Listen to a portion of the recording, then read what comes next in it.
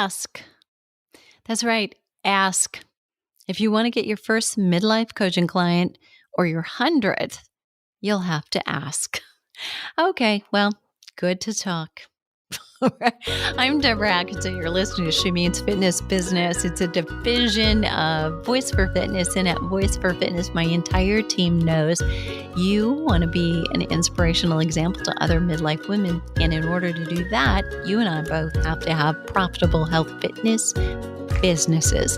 And the reason is when you make money, you have power and you can influence far greater.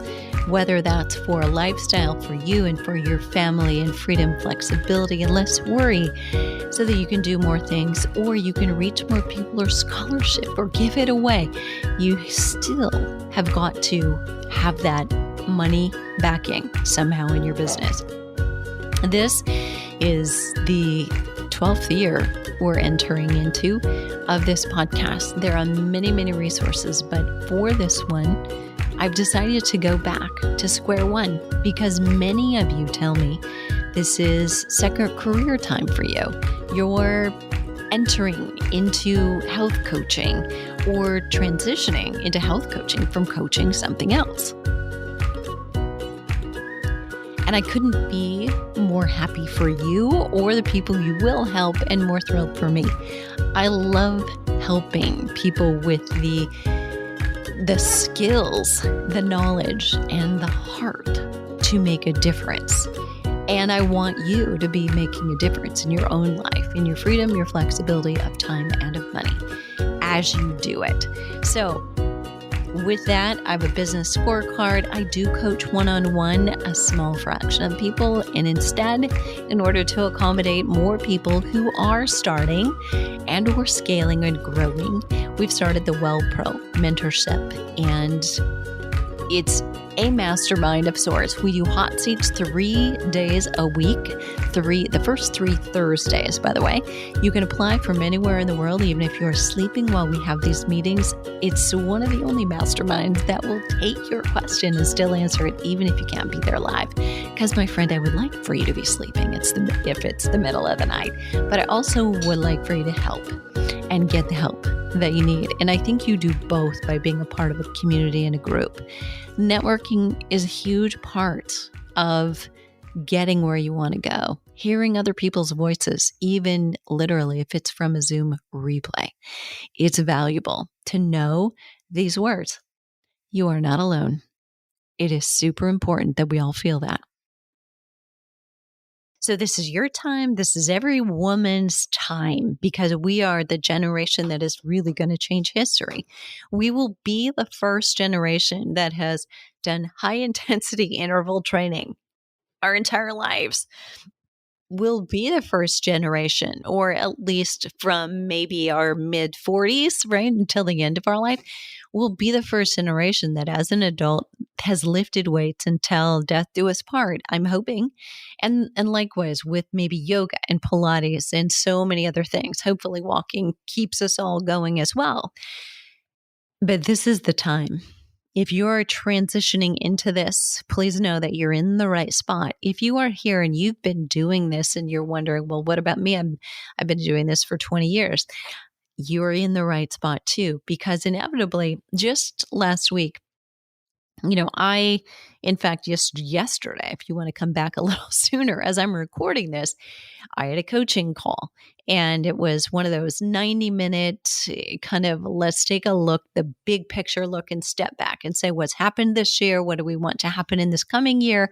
Where do you stand? The most room for growth? And where is your nose too close to the grindstone to see where you need to get out of your way, maybe stop doing some things, but push on the accelerator on others, because we can only put our energy into so many things. And this is where I know that I can help you avoid some of the challenges that I've gone through.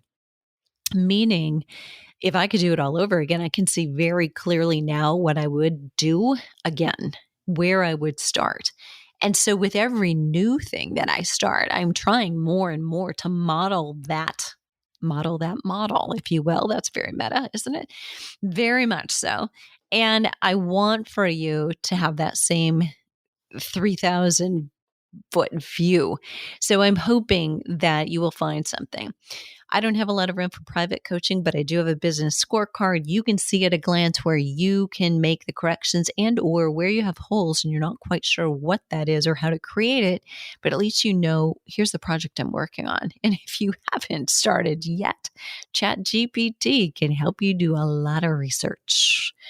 And then whenever you don't know what something is or what question to ask, I want you to think about typing something into ChatGPT and saying, acting as if you were an expert personal trainer, or what questions would you ask, or what questions would you ask a master personal training business coach? These are ways that you can get smarter, not by depending on ChatGPT, because it's only going to give you as good answers as you prompt it to. It takes the intelligence of a human to do that. But there is lots of little clues I can help you with, peeps. And that means if you're writing podcasts, you're writing blogs, you're writing articles, you're going on camera, you need a video script. There's a lot of help out there. You just don't want to make the mistake of sounding like everybody else. So I'll give you one quick tip. ChatGPT often says these things. It will use words like embrace or embark on a fitness journey. And so everyone reading those knows no human wrote that. That's AI. And they will check out. So never, ever, ever take something it spits out unless it's in your voice. And you have things in your voice if you've ever written an article of your own, not plagiarized. If you've ever done a podcast, have it transcribed and feed that into ChatGPT and say, using this voice, create XYZ. And there you go. There's many more where that came from, but this is not a podcast about that. Here's how to get your first midlife or menopause coaching client. As you listen, this is a day in the week that ends in Y. If you didn't ask somebody to become a client and you say you want clients, I'm going to ask you, are your actions congruent with what it is you say you want? And I'm asking that question because I think you should probably listen to the podcast I posted before this one. It is about 4 C's, and I ask you 4 questions so you can coach yourself. I don't really coach you because it's a one-way conversation, but you can coach yourself. I could give you a whole bunch of platitudes here. I could share content that suggests you define a niche and you create an avatar, and there are plenty of episodes at fitnessmarketingmastery.com about that. But this is not one of them. To get your first midlife coaching client isn't hard, given women tend to seek out trainers and support at a higher rate than men do. And they know they have a problem and they want it fixed. So the problem is that you're not making yourself visible. If you really can't get clients, you're just not visible enough. You haven't told enough people. It's not published enough. And you have to say that and have it read over and over and over again before everybody knows that you do that. This episode is for anybody who mentally wants to get clients and help people, but whose reason for not having clients has nothing to do with the fact that there aren't enough clients.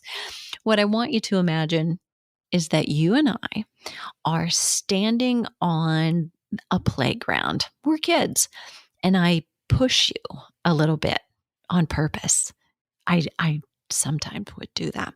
Now, you either fall back, you take a step back, or you push back. It's one of those 3.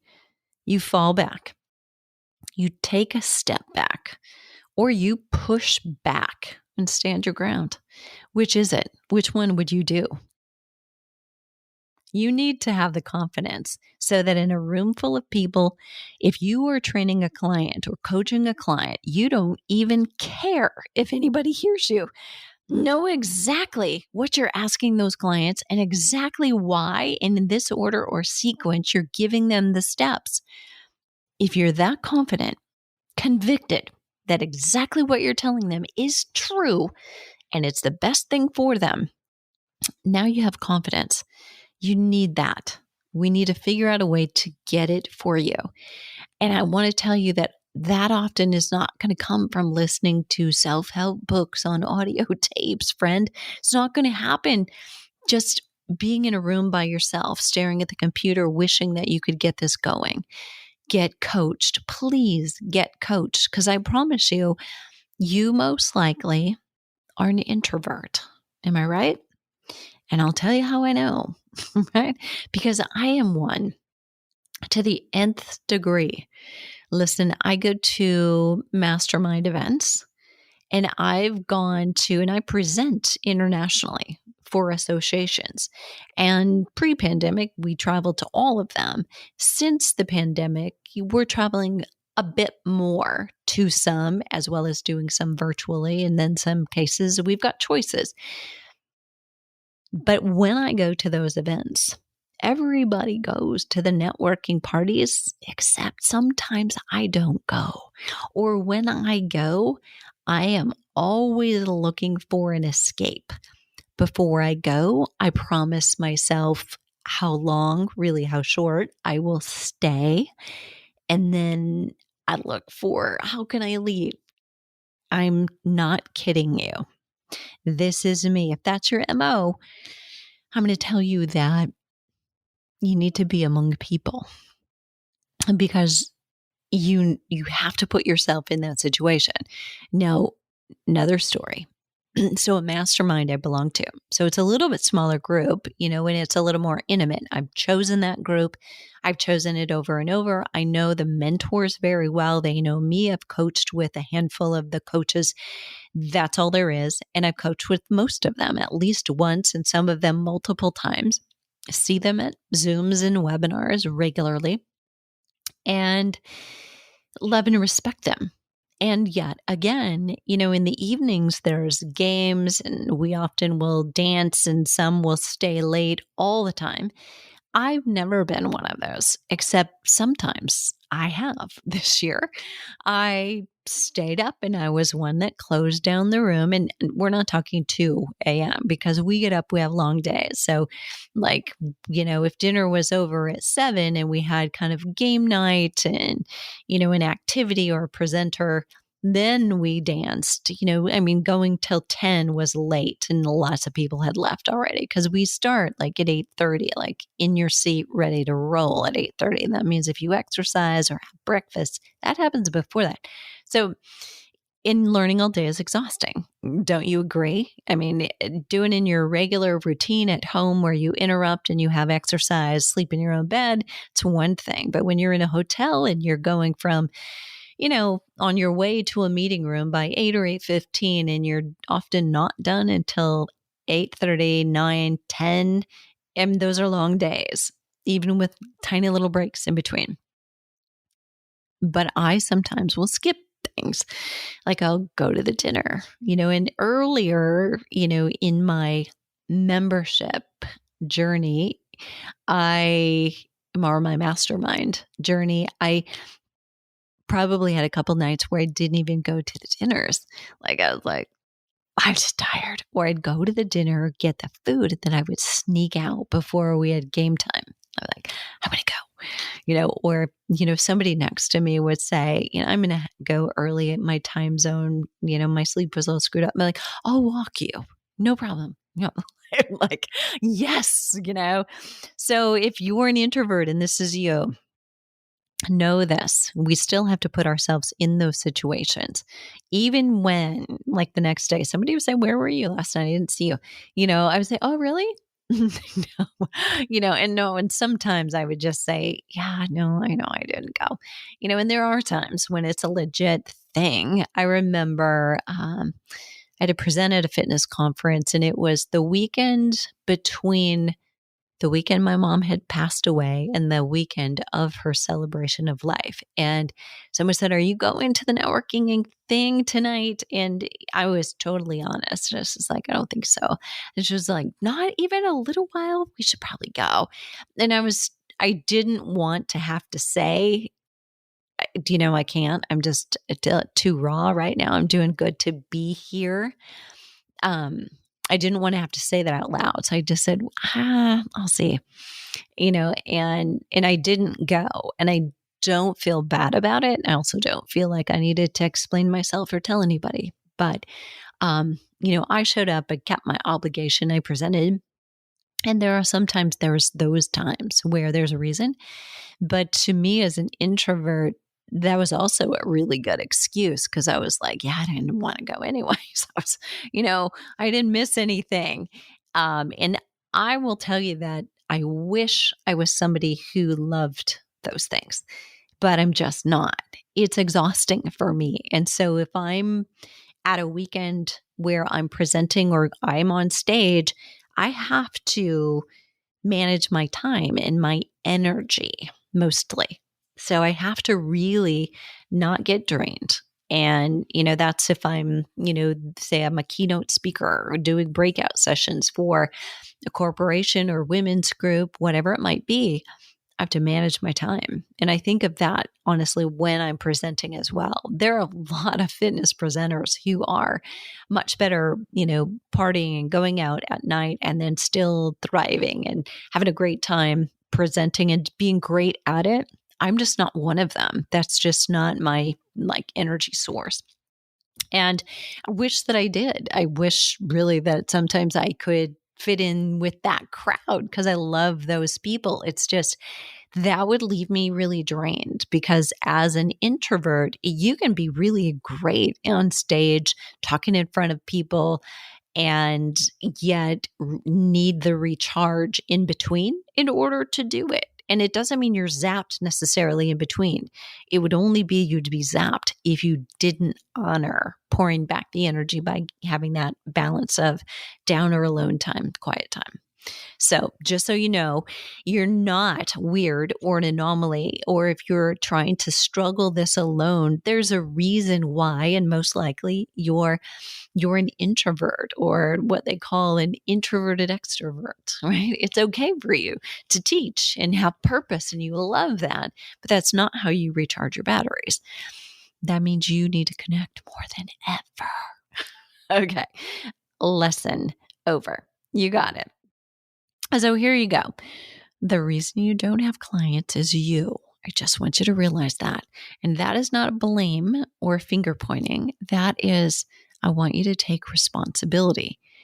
And the good news is the reason you don't have clients is you, because you can control you. You can control your thoughts and your actions, and then you'll control your outcome.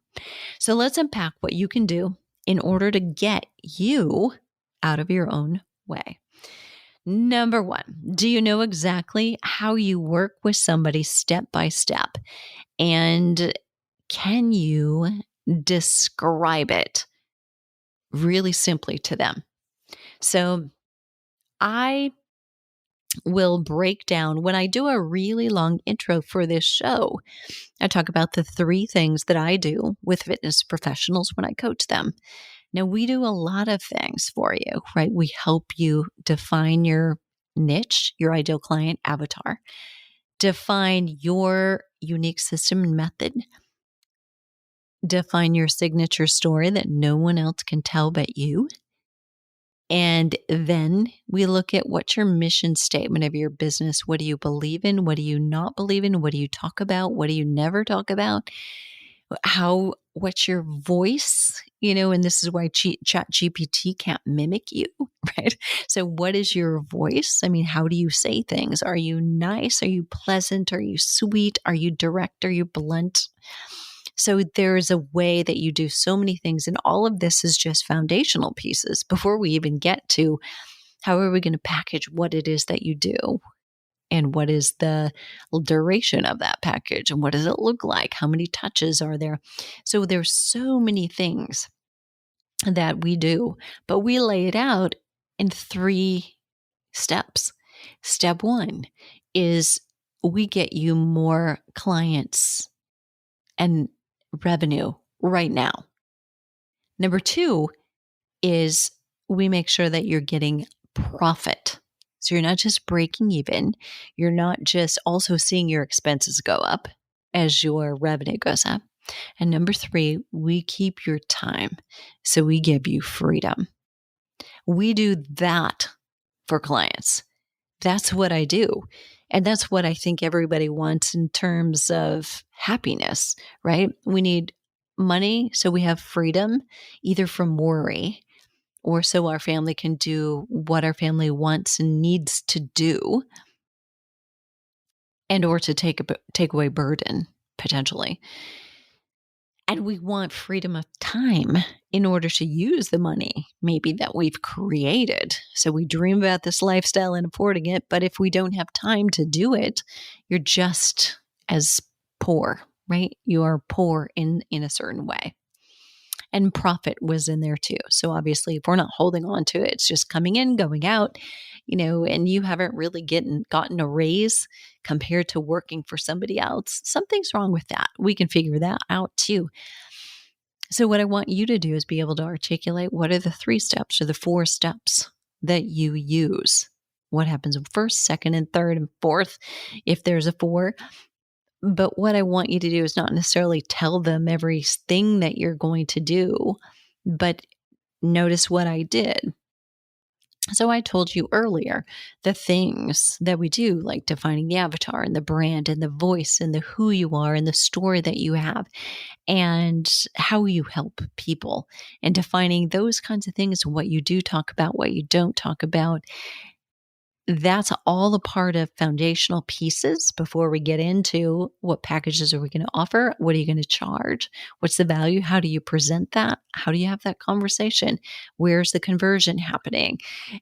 All of those things happen within coaching, but all I talk about is 1, we're going to get you more clients and more revenue right away. Number 2, we're going to make sure that you're getting more profit from that revenue. Number 3, we're going to keep your time.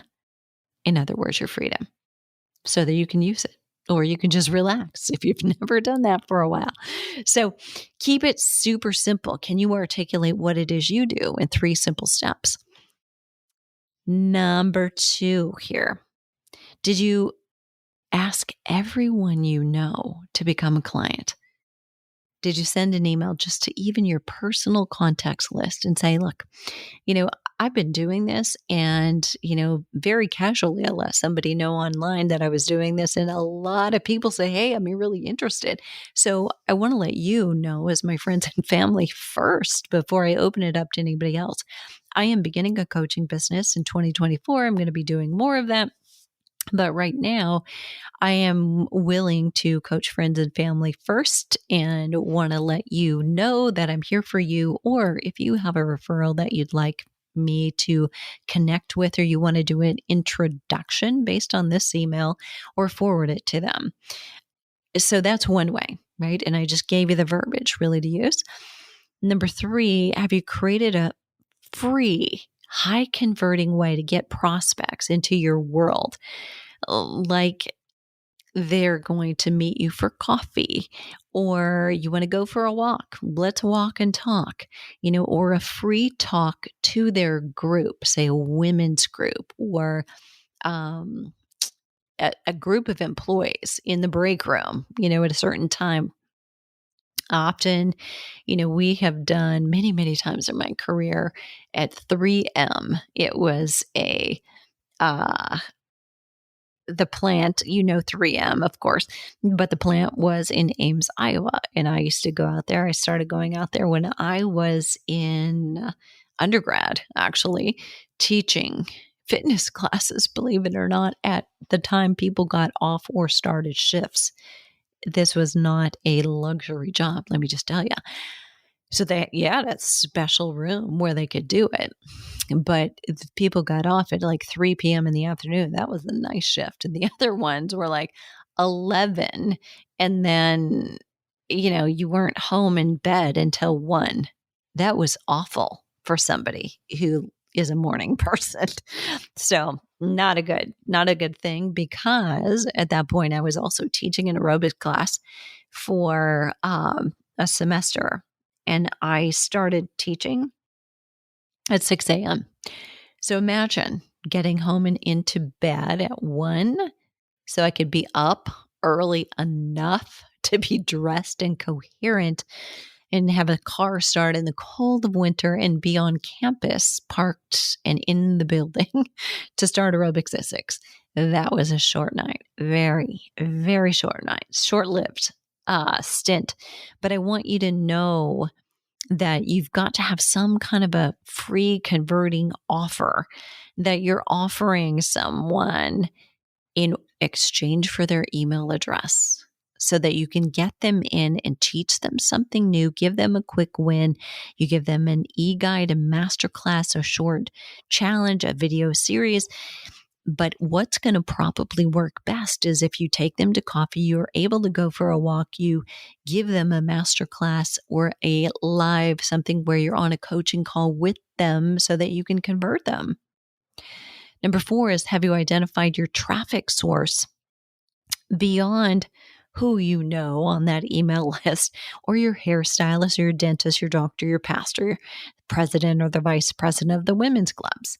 That's a lot of people. But after that, you got to be thinking in about 3 weeks, if you've done your job, you've exhausted that list, and you're only going to be making up, return follow-up calls to those people who didn't connect or pick up. But you need a traffic source. Is that going to be Facebook ads or organic through Facebook or through Instagram? What will you try every day to use?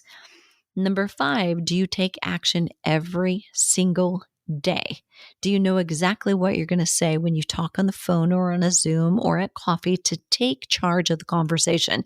This is a really important one, because I think a lot of times there's I just need to tell everybody that I'm doing this and they'll come. Well, they won't. You again will have to ask or say, look, I've been thinking about you.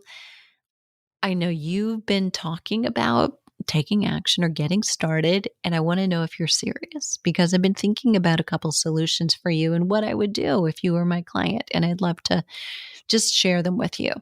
So don't make any pressure. Don't let them think that this is a sales call. In fact, don't make it a sales call, but make it a, here are the ideas that I had for you, and then give them that. They've got it. No strings. And then say, are you still serious about doing this? And do you want help? And would you like that help to be from me? That is a very low pressure series of questions right there. But that is something that anyone can do. And then if you can close your mouth at the end of those questions, and I say that respectfully, but I do mean it, because we have a saying in sales for any industry, I'm sure, but it is the first person who speaks loses. If there's an awkward silence, you want it to be broken by them, not you. So you need to up your tolerance for uncomfortable situations, right? So, and it will get more comfortable. You will tolerate it much better. But what you are doing is giving them time to think about the reality of that question, to reflect on their own personal awareness of, do I really want help? Because in that sentence, you're really asking them is, do they really want this? And are they going to do it themselves? Because if they were, why wouldn't they have been there where they wanted to be now? And that is a good question, by the way. Why do you think you're not where you want to be already? Write that one down. Put it on the band of your underwear if you need to, but refer to it during your sessions. Okay, number 6. Have you created that repeatable process for clients to get started? And I don't even mean the method that you're using in your coaching sessions, because I have full faith that when you get somebody started, that first session, you know what you're going to do with them. In the second session, you know what you're going to do the working with them for the exercise or the coaching is probably the easiest part. It is the getting the client and the onboarding, like what do you have them do first and then next and then what order. So it's very organized for them. It's smooth. They feel an immediate sense of, I'm so glad I bought this, because we have all heard of buyer's remorse. You make a purchase and then immediately you have this weird exchange of information and you're like, I don't think I like this. Did I just buy something from a trustworthy company? This just seems strange. Or there's too many decisions for me to make. It's too confusing. I don't really understand how to get started. And I will tell you that this is one of the things that we've heard. And this is one of the things that we've done in this past year is remodel.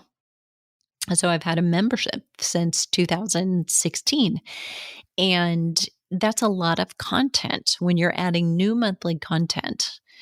12 months out of a year, and it's year 8. To a new member, more is not better. Better is better. Fewer but perfect selections for them is far better. They just want, tell me exactly what to do. Like, I don't want to watch that intro video. They'll tell me. I don't want to read what to do, even though it's less than 300 words probably on the screen. I don't want to read that. I just want to know where to go. I don't want to know what to do. Right? So we're a little bit, I hate to say this, but we're a little bit like males who don't read instructions when it comes to like wanting to get started with, say, exercise or fitness right away, because health is a bit painful. So you want to realize you've got to make it really simple for someone to know exactly what happens next. And that would be the next email that you have. Here's what to expect. Or you'll even give them, here's what to expect when you enroll. You're going to click here, make your payment. What's going to happen next is this, blah, blah, blah, blah. And what's going to happen next is this. And what you'll do is turn in that health history, PAR-Q questionnaire, blah, blah, blah. And then this will happen. And magically, blah, blah, right? So I don't know what those steps are for you, but you need to make it here's what happens first, second, and third. And that's it, and give them a specific link if they need to go somewhere and do something or download it. Tell them how to use it. That's an important piece. So while you need to have a process for the work you do with a client to give them the transformation that they want, you also need to have a process for onboarding them, for orienting them, making them feel loved, comfortable walking into a crowded room where they know no one. That's what it feels like. If you're an introvert, you totally know what I just said, right? That's how they feel opening up your course or your coaching packet, or for my membership, that case.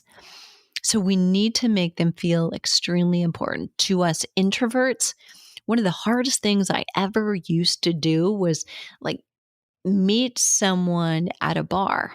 Now, I'm not a big drinker in the first place, so maybe that explains a piece of it, because bars were not like comfortable places for me to be in. I wasn't usually in them. And so if I had to go into one to meet someone, it just all felt like dark and is like, how am I ever going to find you or see you or know if you're here? And I always felt like I wasn't necessarily supposed to be there, because it didn't feel like home to me to be in a bar. So we can't let them feel like that. This is really, really important. So have a method, yes, but have a system for onboarding them as well. That is it. That's how you get your first client. None of that was really hard, was it? Think about them being in your shoes. They feel lonely. They're scared. They're at home trying to solve it by themselves. Don't let that happen. And then turn that mirror back on you and make sure you're surrounded by people regularly. If you're in a mastermind or a mentorship group, this goes for any of those of you who are on ours and you haven't been there for a while because of conflict. but you know you need help and you're struggling, I would love for any of our mastermind or mentorship members to text me and say, hey, this is what's going on for me right now. Could I ask you a really quick question? And then do it.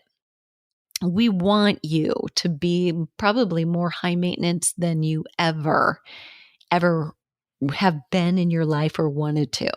So just being quiet in the corner and nice and polite is not enough. Ask questions. Ask for the help. Even before you know what help you need, say, I'm kind of at a loss. I don't know what my next step is. That still is a great question. Someone will ask you a probing question to say, tell me where you're at. Tell me what you'd like to change. What have you done so far? And we'll get to what is your next step. So you're not alone. If you are still trying to get your next client or your first client, these are the steps. You've got this. All right. Show notes will be at fitnessmarketingmastery.com/get your first midlife coaching client. What are you waiting for? There are millions of them out there just waiting for you.